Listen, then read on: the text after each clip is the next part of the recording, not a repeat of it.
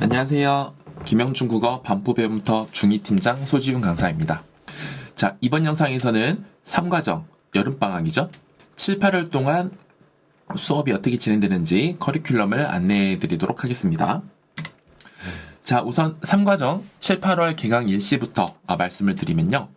7월 5일 첫째 주부터 개강을 시작을 하는데 금요일과 토요일, 일요일 수업입니다. 보통 주 1회 3시간씩 수업을 진행을 하고요. 금요일 오후 6시부터 토요일 오전 10시, 오후 2시, 오후 6시, 일요일 오전 10시, 오후 2시, 오후 6시 이런 식으로 금요일부터 일요일까지 매 타임이 있다. 이렇게 생각해 주시면 될 것 같습니다. 저희는 총 3교시로 수업을 진행을 하는데 매번 다른 과목으로 다른 선생님들이 들어가십니다. 1교시는 독서논술, 2교시는 비문학, 3교시는 문학 또는 문법으로 진행이 되고요. 2교시 같은 경우 1주차에는 복습 테스트가 없지만 2주차부터는 복습 테스트를 2교시 시작하면서 보게 됩니다. 주 1회 출석이고 3시간 동안 수업이 진행이 되고 수업이 끝난 이후에도 과제 검사, 과제를 못한 친구들이 남아서 이제 못한 부분들을 하고 가는 것, 그리고 재시험, 복습 테스트를 통과하지 못했을 경우에 남아서 공부를 하고 가야 되기 때문에 딱 3시간이라고 생각하지 마시고 적게는 3시간 10분, 많게는 3시간 30분, 40분까지도 걸릴 수 있다라고 생각을 해주고요. 남아서 하는 양에 따라서 끝나는 시간이 조금 달라질 수 있습니다. 저희가 보통은 3교시 시작 전에 이 친구가 과제 못한 게 남았다, 과제 못한 게 있다, 그 다음에 테스트를 통과 못했다를 알려주기 때문에 조금 더 끝나는 시간을 비교적 구체적으로 알 수 있게 될 겁니다. 자, 우선은 1교시 독서논술 수업에서 어떤 내용들을 다루는지부터 설명드리겠습니다. 우선 여름방학 1주차는 기본적인 글쓰기를 먼저 수업을 할 것 같습니다. 논술 그리고 서술형에서 쓰기의 기초라고 해서 들어가게끔 되는데 지금 여기 나와 있는 이 표시는 정규 교재라고 생각하시면 됩니다. 그래서 별도의 교재가 없기 때문에 구입은 하지 않습니다. 근데 그 수업을 하다 보면 지금 학교들마다 내신 시험에서 서술형이 들어가는 경우도 있고 들어가지 않는 경우도 있지만 공통적으로 가지는 문제는 뭐냐면 학생들이 올바른 문장을 쓰는 것을 갈수록 좀 못하고 있어요. 갈수록 어려워하고 있는 그런 상황입니다. 그래서 이번 여름방학 시작하면서는 서술형 문제에서 조건이 있었을 때 어떻게 써야 되는지, 그 다음 뭘 요약하시오, 비교하시오, 설명하시오, 또는 뭐 비판하시오, 문제 해결책 제시하시오, 견해를 제시하시오 같은 그런 논술 문제에서 어떻게 글 구조를 짜고 올바른 문장으로 쓸 수 있는지를 수업을 할 겁니다. 그 다음 2주차부터는 총 3개의 책을 보게 되는데요. 한 권의 책을 2주 또는 3주 동안 나눠서 보게 됩니다. 첫 번째, 이토록 뜻밖의 뇌과학이라고 해서 과학 영역의 책을 보게 될 거고요. 두 번째, 한폭의 한국사라고 해서 미술과 역사 책을 같이 보게 될 거고요. 마지막으로 라플라스의 악마 철학을 묻다 철학 관련 도서를 보게 될 겁니다. 그래서 이왕이면은 다양한 영역들의 책을 준비했고요. 이토록 뜻밖의 뇌과학 같은 경우는 우리가 뇌에 대해서 알고 있었던 상식, 그 중에서도 잘못된 상식, 그리고 그거를 바로잡는 수업이 될 거고요. 한폭의 한국사는 제목에서 알 수 있듯이 여러분들이 익히 알고 있는 유명한 작품들이 어떤 역사적 배경에서 나오게 됐는지를 수업을 하게 될 건데 우선은 흥미를 위해서 이 책을 선택을 한 것은 맞지만 지금 중2 같은 경우에 한국사, 국사를 중3 올라가서 배우기 때문에 문학 수업을 하다가도 기본적인 한국사 지식이 있어야 되는 그런 작품들 같은 경우에는 이해도가 조금 떨어져요. 그래서 그를 위한 수업이라고 생각해 주시면 될 것 같고 마지막 라플라스의 악마 철학을 묻다 책은 학생들이 비문학에서 철학 지문이 나왔을 때 사실 가장 좀 어려워하는 것 같은데 그에 대한 좀 두려움을 없애기 위해서 그래서 배경 지식을 쌓는 수업으로 준비를 한 책입니다. 자, 독서논술 수업 같은 경우는 첫 번째는 기본학습입니다. 근데 기본학습 같은 경우는 집에서 책을 읽고 미리 해와야 되는 과제입니다.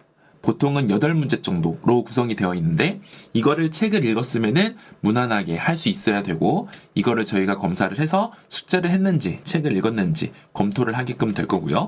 물론 중요한 내용들이기 때문에 이 중에서 몇 문제 정도씩은 수업 때 다시 다뤄질 수 있습니다.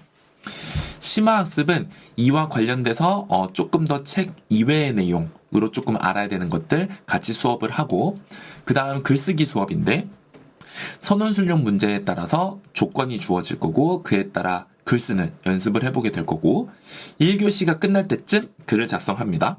3교시가 끝나고 나서 원고지를 제출을 할 거예요.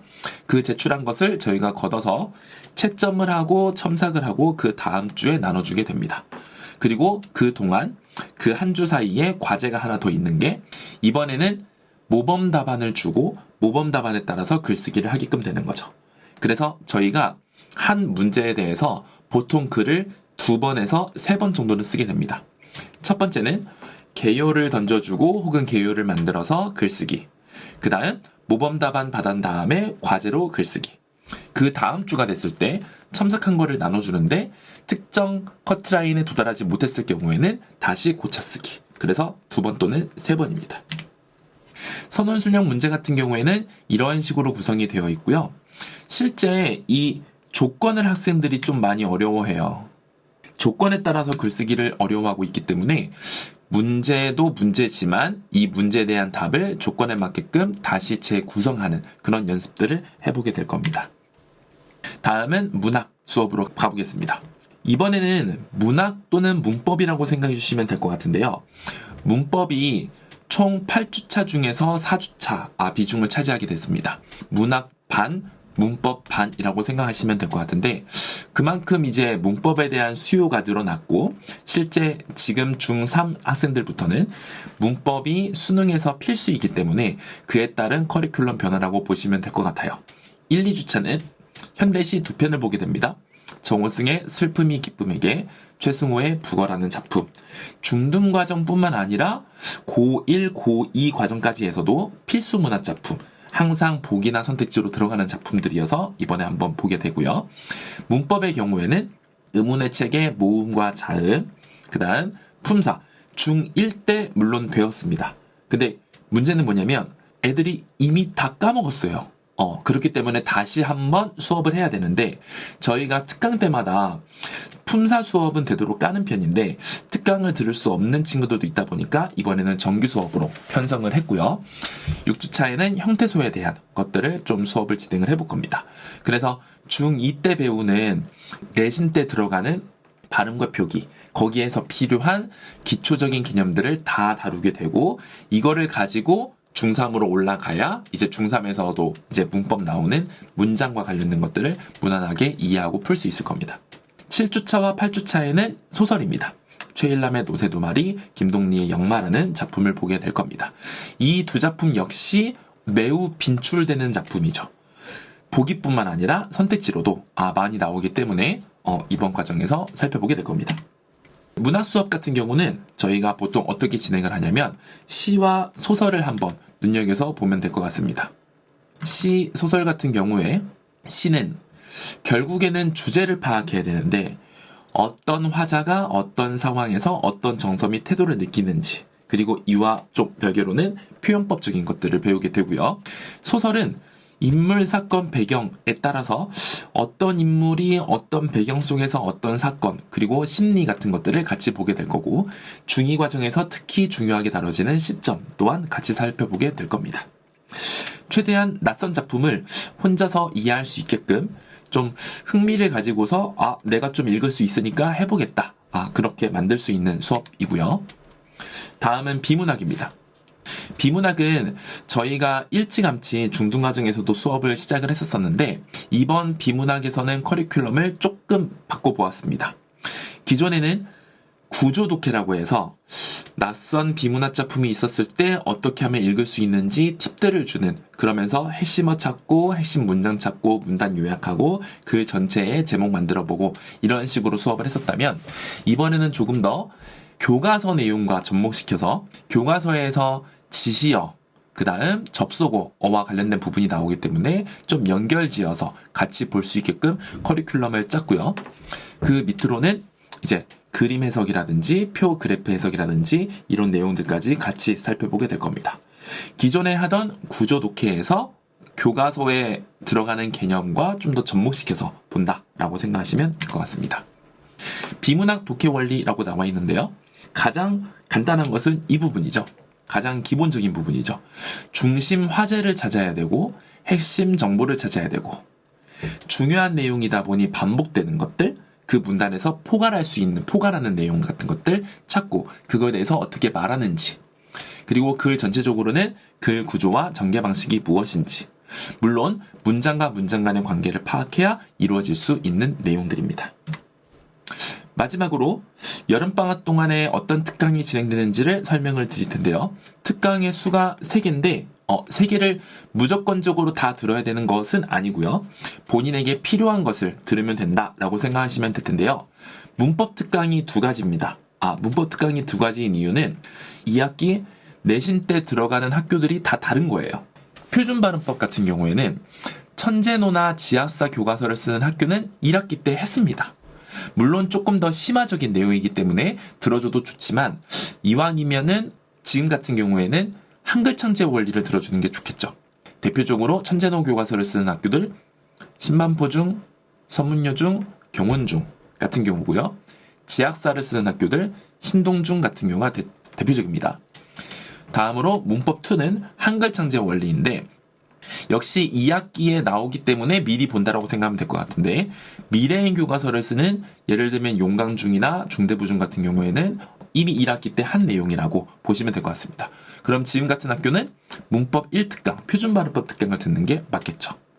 그리고 조금 예외적으로 비상김 교과서를 쓰는 학교들은 2학기 때 이 내용이 다 나옵니다. 대표적인 게 세화여중인데 세화여중 같은 경우는 문법 1특강과 문법 2특강을 다 들어주는 게 좋죠. 근데 그래야 되는 게 2학기 교과서를 보면은 2-1과 2-2에 문법이 몰려 있어요. 물론 학교 선생님이 하나는 중간고사 때 보고 하나는 기말고사 때 보고 하는 경우도 있지만 그러지 않고 한 번에 그냥 2학기 중간고사 때 몰아서 보는 경우도 있습니다. 문법 하나도 어려운데 2개를 몰아서 보는 경우에는 특히 학생들의 부담이 크기 때문에 방학 때 미리 들어둬야 훨씬 내신 때 잘 풀릴 것이다 라고 생각해 주시면 될 것 같고요. 그 다음 3번째는 문학 필수 개념 특강입니다. 자, 이 수업은 어떤 수업이라고 생각하시면 되냐면 1학기 중간고사 시험을 봤는데 학원 수업을 잘 들었는데 묘하게 성적은 조금 잘 안 나온 그런 경우가 있어서 이제 요청이 들어와서 시험지를 분석해보니 수업 때 계속 다뤘던 그런 내용들은 꽤 잘 맞췄어요. 근데 희한하게도 정말 기본적인 문학 개념들이 들어가는 경우에는 틀린 경우들이 많았다라는 거죠.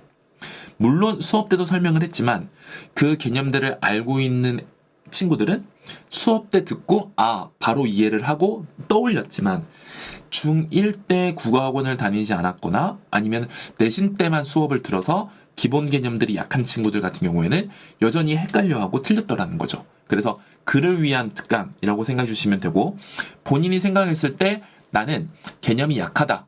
근데 사실 이 관점보다는 본인은 문학 개념을 다 알고 있다. 안 들어도 됩니다. 그런데 뭔가 좀 헷갈리고 조금은 약한 것 같다라고 하면은 들어줘야 되는 그런 수업이라고 생각하시면 될 것 같습니다. 사실 중3으로 올라가면 더 이상 이런 필수 개념, 기본 개념에 대한 강의를 들을 수 있는 타임이 많지 않기 때문에 거의 사실 없기 때문에 중2 때 마무리한다라고 생각해 주시면 될 것 같아요. 무료 특강이니만큼 수업료는 모두 무료이고요. 교재비는 최소한으로 각각 5,000원씩 그렇게 진행이 됩니다. 그리고 마지막으로 학생 관리를 어떻게 하는지 좀 설명을 드릴 텐데요. 수업과 관련된 부분을 보면은 저희는 사실은 그날 못한 부분을 다 그날 해결하게끔 만드는 게 목표입니다. 과제를 못해왔다? 남아서 과제를 하고 가는 거고요. 테스트를 통과 못했다? 남아서 하고 가는 거죠. 그리고 수업 중에는 의도적으로 졸거나, 그러니까 이때 의도적으로 준다는 것은 이게 너무 밖에 덥고 들어와서 시원하고 밥도 먹었고 수업을 듣다 보면은 잠깐 이렇게 꾸벅 줄 수 있는데 그런 거 말고 아예 엎어져서 자려고 한다거나 팔짱을 끼고 자려는 자세를 취한다거나 그런 경우를 말하는 거고요. 수업을 방해하는 경우는 큰 수업을 방해한다라기보다는 옆 친구를 건드려서 옆 친구를 공부를 못하게 하는 행위를 말하고요. 핸드폰이나 이어폰을 사용하는 경우, 테스트 때 부정행위를 하는 경우, 이때 당연히 학생과 상담을 하고 학부모님과도 상담을 하고 조치를 취하고 있습니다. 수업 후는 방금 말씀드렸듯이 이런 식으로 관리를 하고 있고요. 결석 학생의 경우에는 그 시간이 안 되면 다른 시간에 와서 수업을 듣게 한다거나 아니면 이제 영상 강의를 수강할 수밖에 없는데 이런 경우에는 사실은 좀 번거롭습니다. 과제 검사를 똑같이 진행을 해요. 와서 검사받지 못한 과제들을 사진이나 영상 찍어서 저한테 보내줘야 되고 수업을 들으면서 필기한 내용을 역시 저한테 찍어서 보내줘야 됩니다. 그래서 한 번에 현장 강의 결석이죠. 녹화 출석이 있다고 하더라도 그때까지 해야 되는 것들, 수업 들으면서 해야 되는 것들은 다 하게끔 확인을 받는다. 이렇게 생각해 주시면 될 것 같습니다. 그러면 3과정 온라인 설명회는 여기까지 마치도록 하고요. 혹시라도 궁금한 사항이 있으면 학원으로 문의해 주시면 최대한 성심성의껏 상담 드리도록 하겠습니다. 감사합니다.